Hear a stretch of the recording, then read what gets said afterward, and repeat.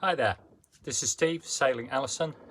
So last time we did the tuning the rig, and then the other thing that I've done, which I haven't got on camera because it was only a kind of rinse and repeat of what you've seen before, is I've replaced the other three lowers. So now all of the shroud lowers are done and all tuned up. Now, as you saw before, when I'm tuning the rig, I couldn't get enough tension on the backstay. So when I do the new backstay, I'm going to have to cut it shorter than the old one. But my next task is actually to get the backstay off. So I haven't got time to do the full thing today, but I am going to do some prep work so that when I get the time, I can just concentrate on taking it off. Right, this is what I've done. So I've taken the topping lift off and dropped the boom down, and then I've reused the topping lift as a kind of temporary backstay. As well, I have used the main halyard as a backstay. So I've got two in place.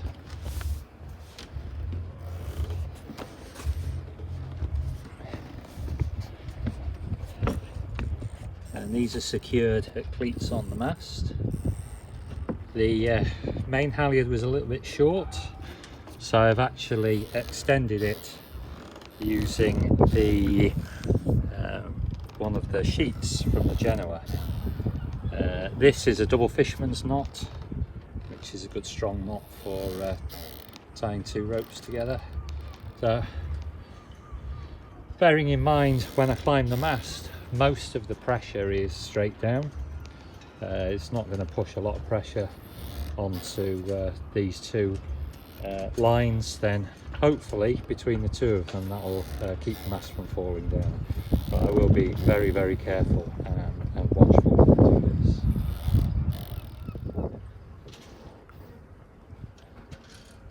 I'm just going to slacken this off now and very gently and see whether the two temporary stays made from the halyards do the trick. Well, I've got this nice and loose now, you can see there.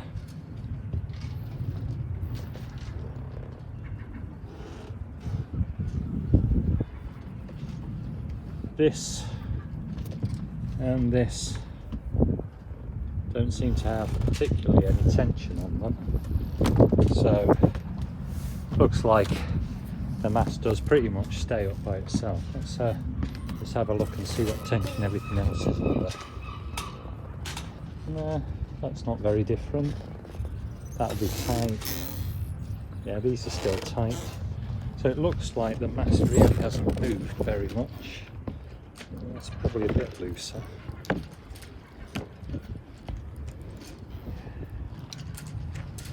And then you can easily see how slack the forestay's gone. So it's definitely taken the pressure off.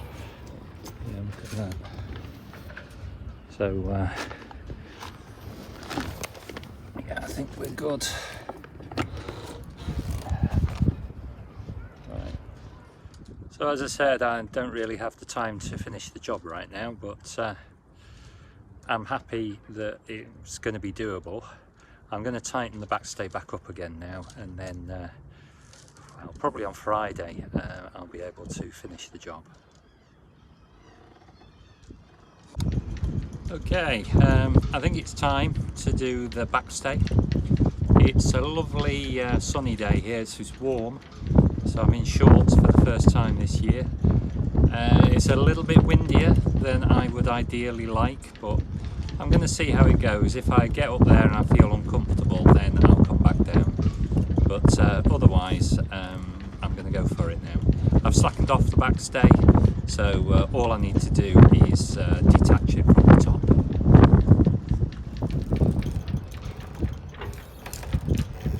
Well, that wasn't the most fun I've ever had. quite nerve-wracking. It wasn't too bad up there. It doesn't feel any windier than it does down here, but yeah, didn't like being up at the top of the mast. Anyway, it's down now, so now I'm going to take it off and stretch it out along the pontoon.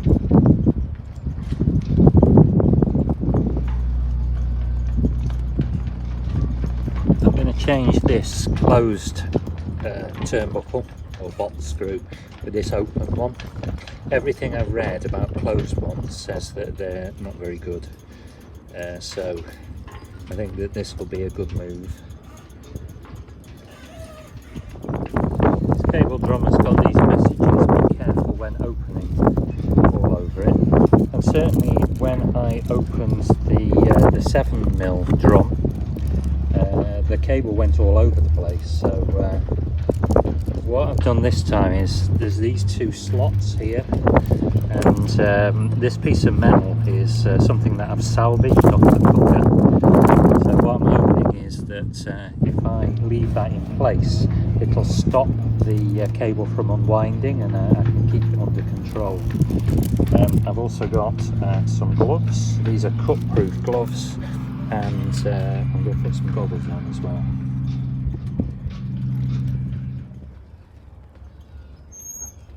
Yeah, this way of doing things is definitely working. So I'm managing to keep the reel under control and unwind it slowly but surely. So yeah, glad I thought of that. Right, I think I've decided what I'm doing. I'll take you through my working. So at the moment the mast is pretty much vertical, and it is 37 feet or 11.28 meters long. The length of the distance between where the backstay is fixed on and the mast is 5.5 meters, near enough. And using Pythagoras, then you can work out that the length of the backstay is 12.54 meters. So what we want is the mast to be actually leaning back about 1 degree. So when you work that out, it means that you've got about 0.2 meters or 20 centimeters at the bottom. And if you work out the vertical height here, it's actually like a fraction of a millimeter less than this. So it's still effectively 11.28. So because you've taken 20 centimeters off there, then this distance now is 5.3 meters, and so the length of the backstay is 12.46 meters, which is 8 centimeters shorter. If we look at the forestay, right, again you've got the height of the mast 11.28. This time it's 4.25 meters from the mast to where the forestay attaches, and that gives you, again using Pythagoras, 12.05 is the length of the forestay. It's a bit shorter because that distance is less. So when this is leaning back, effectively you've got a triangle which has got a height of 11.28 meters. It's got a length now of 4.45 meters for the extra 20 centimeters, and that, using Pythagoras, gives you 12.12 meters for the length of the forestay, which is 7 centimeters longer. So I've had a look at the turnbuckle on the forestay, and I don't think that there's enough on there to give it another 7 centimeters of length. So really kind of finishing the adjustment is going to have to wait until I've put the new forestay on, because I'll have to cut the new forestay longer than the old one. So I've looked at the turnbuckle I'm intending to use, and there is definitely easily more than 8 centimeters of adjustment on that rear turnbuckle. So what I'm going to do is I'm going to cut it so that the entire length of the backstay, including the turnbuckle, is 8 centimeters less than the backstay at the moment. Now that should mean that even when it's adjusted up to tension, it should have still plenty of adjustment on it, and I'll be able to like pull it back in to get the mast rate that I want. The good thing is I do have spare wire because I over ordered, so if I make a complete hash of this, I can always just do it again. Right, let's see how it goes.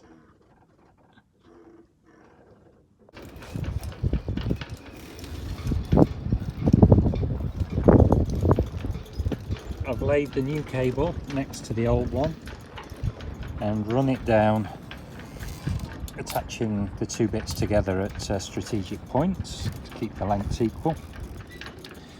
Now, this is the new turnbuckle. So if I line it up so it's exactly in line with the old one, and then I can measure how much shorter the new turnbuckle is than the old one.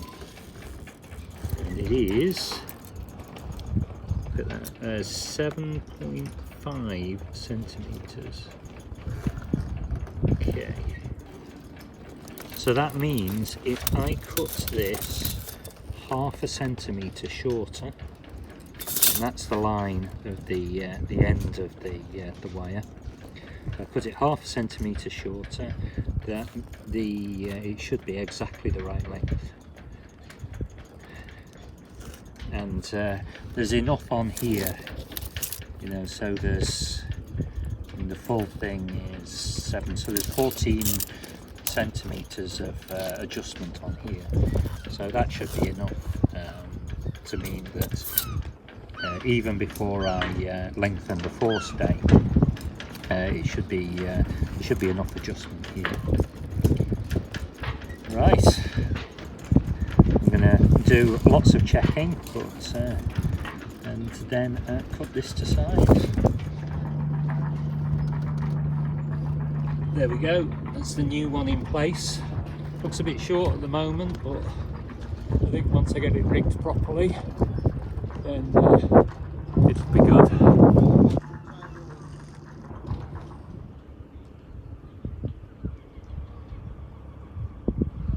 So I've not managed to get this tape quite 2 meters up the mast, even stood on this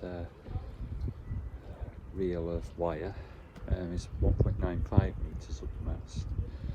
So I've kind of made a calculation about how much stretch there should be, and I've come up with 2.4 millimeters, so 2.5 really, and that will give me 20% of the braking strain, which is what my mast guide says the rear the backstay should be set to. So I'm going to give that a go now.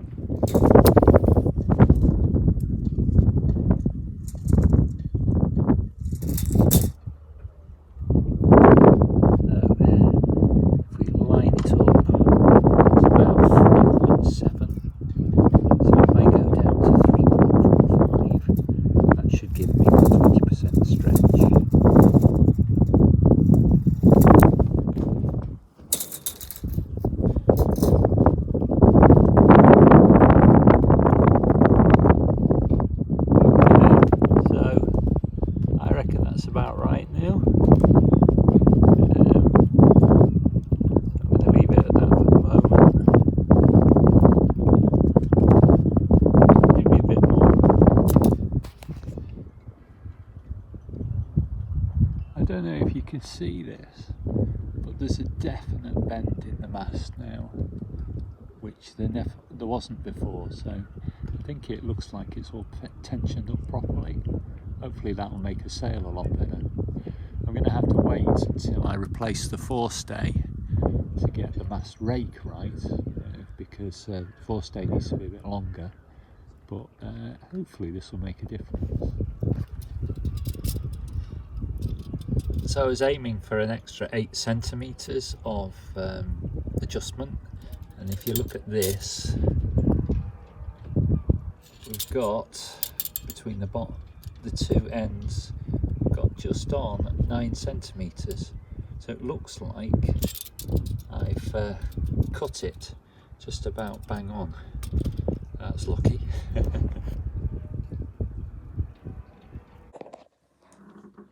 Hi there. Well, we went out yesterday for a sail and it turned out to be a really good test of the rigging. It was forecast to be blowing a 4 up to 6, but it must have been gusting well over 20 knots.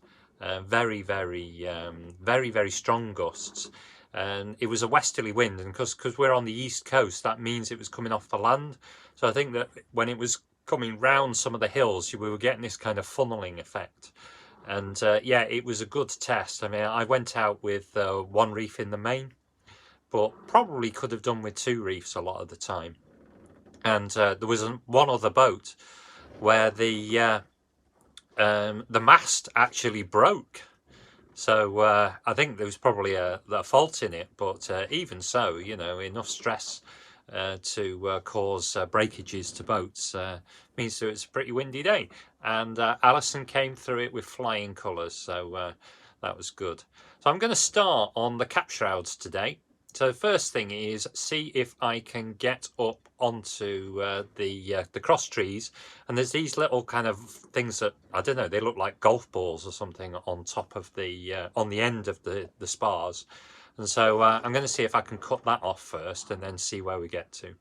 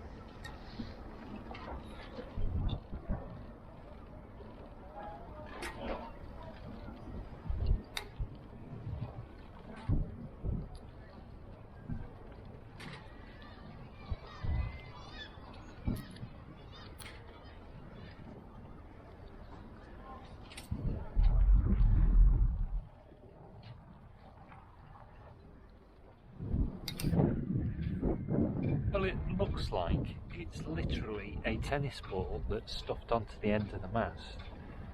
What I'm going to do is I'm going to put use the baby stay and put it out to the side, and then slacken this one off and see what it looks like.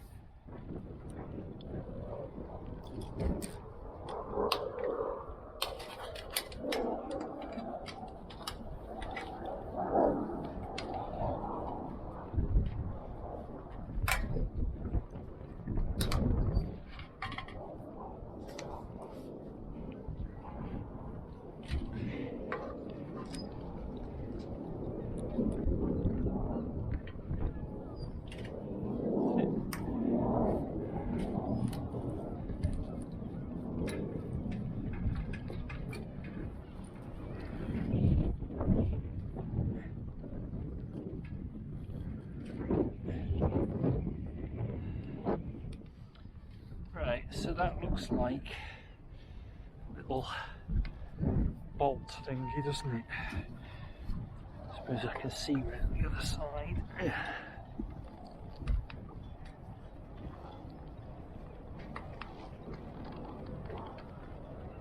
yeah, screw on what that's going to be hard to do. Okay. Right, so I need a little screwdriver and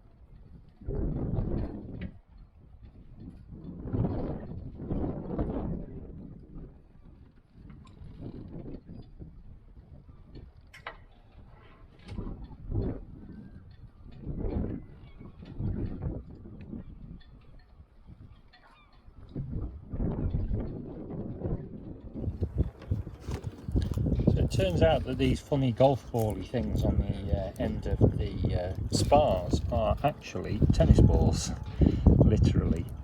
So I'm going to cut this one off, and obviously when I put it back on, just put a load of tape around it and it will be as good as new. So once I'd figured out how to get the shrouds off, that was actually pretty easy really. It was after that just a case of cutting the new cable to length, getting the connectors off, replacing the swageless connectors, putting it all up again and tuning the rig. So I hope you enjoyed that, hope you found it useful, and stay tuned for the next episode of Sailing Alison.